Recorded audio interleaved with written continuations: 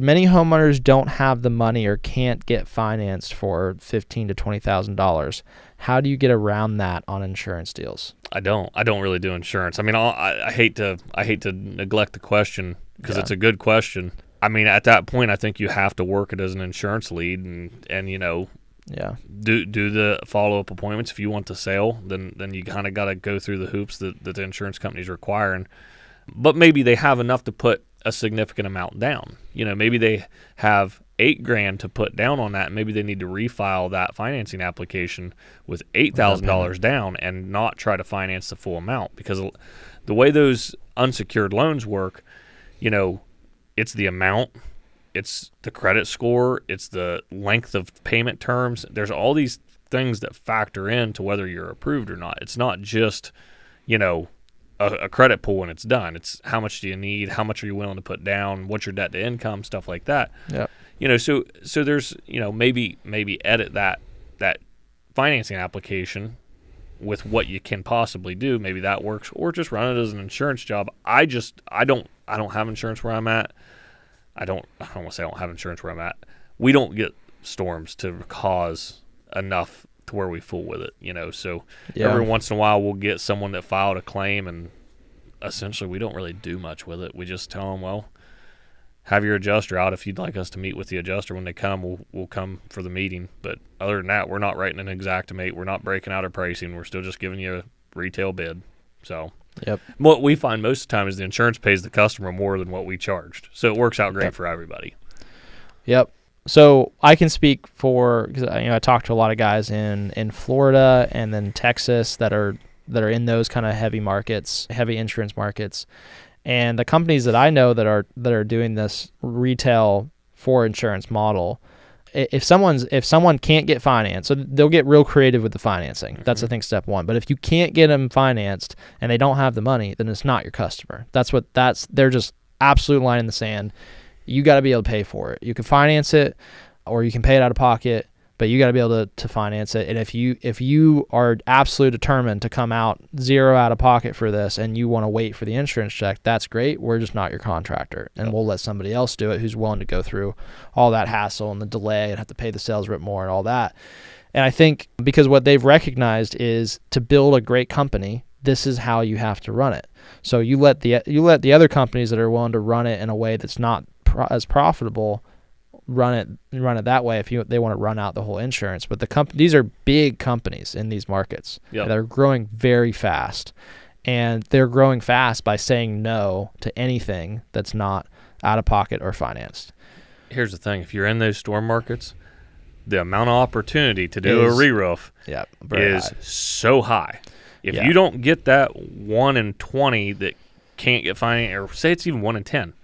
If you can't get 1 in 10 because of financing or out-of-pocket cash, just move on to the next one, because you probably got 20 more chomping at your feet to get to an appointment. Just go to the next appointment. I think that's the key here. So if you're in a market where you have a lot of insurance, but then you don't have enough volume to be able to easily say no to people that can't get financed or can't come out of pocket, then it's going to be hard. It's definitely going to be challenging. So I think so there's a lot of markets that are not in Texas, so it's really Texas, Colorado, and Florida are like the really big storm markets right now, right? So it's the markets kind of outside of those areas that are still hit by storms, but maybe not at the same volume. Right. I could see where that's really tricky to run this model now, and part of it's too because it's maybe because insurance.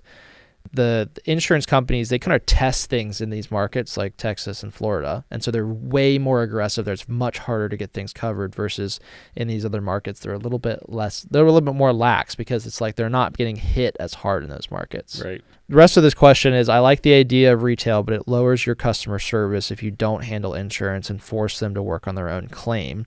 I feel like insurance will rip off so many homeowners under that model. Do you have thoughts on that? I think homeowners rip off insurance just as much as insurance rips off homeowners. I mean, I see it all the time. These people, got 2 shingles missing on their 30-year-old roof and somehow get the insurance company to pay a full roof replacement. It's like, dude, this should have been replaced 7 years ago. Yeah. Like, This roof was not, you put a 25-year-old shingle on, or 25-year shingle on this roof. It's 35 years old. You're missing some, 5 tabs across this slope, and somehow you scammed them because you should have. This is a retail job. You needed to replace this years ago. Yeah. So, I mean, it could go both ways. It can go both ways. Don't get me wrong. Insurance companies are slimy. They're slimy. But homeowners also need to take some more responsibility and keep their stuff up to date a little bit more. That's coming from a market that doesn't see the storms. So our roofs do get to be 30, 35, 40 years old. And they're still trying to rip off insurance. And then we get one gust of wind in a thunderstorm that's just like a 60-mile-an-hour gust, and it rips off 10 tabs, and now they're somehow getting an insurance company to replace it. So yeah, I'm not going to bat for that guy. Right. You need to pay for it, or if you want to deal with your insurance adjuster, that's on you, but I'm not wasting time with it. Yeah.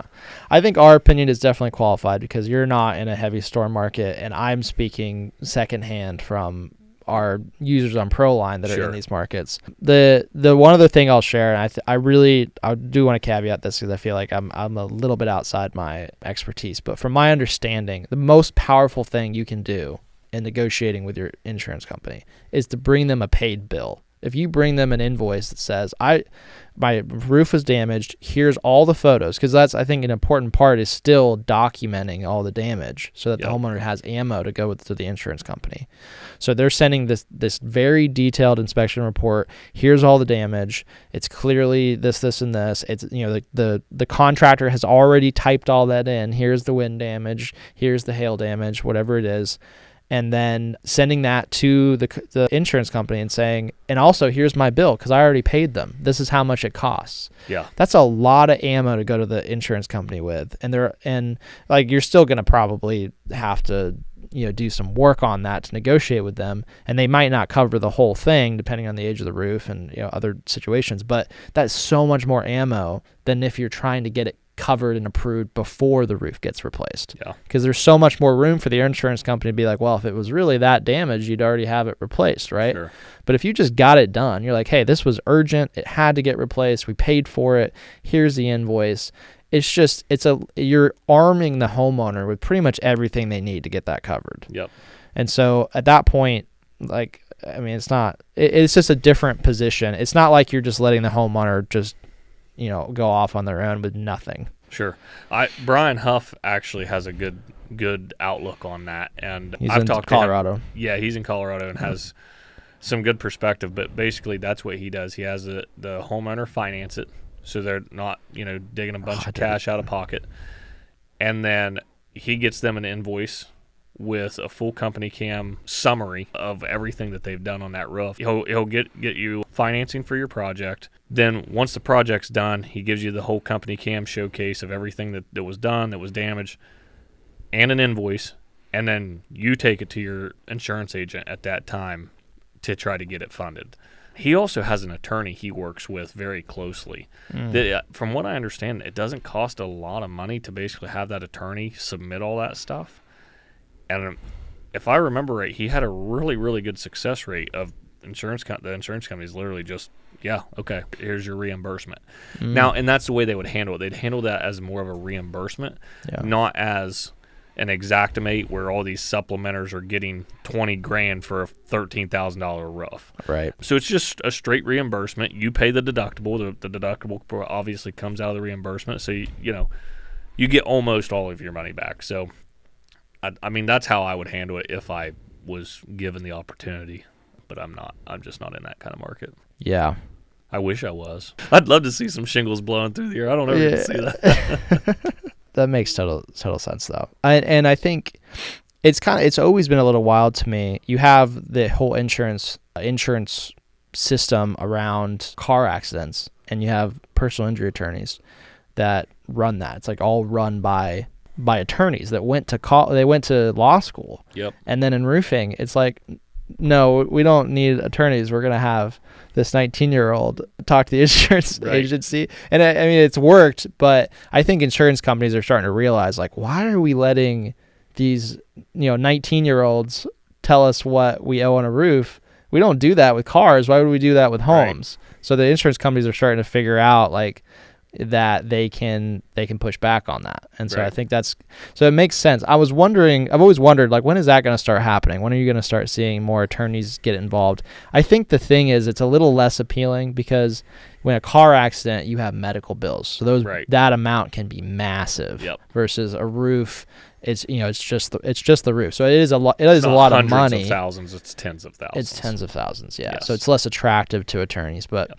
That's still, I think that sounds like a really interesting thing that he has going on, where maybe you get a relationship with an attorney and it's just sort of cookie cutter for them. So instead of them kind of going through this whole process, they're just like, this is the way we submit it every time. We can send it on our attorney letterhead to kind of put some weight behind this, and yeah. So it can maybe make more sense. Yeah.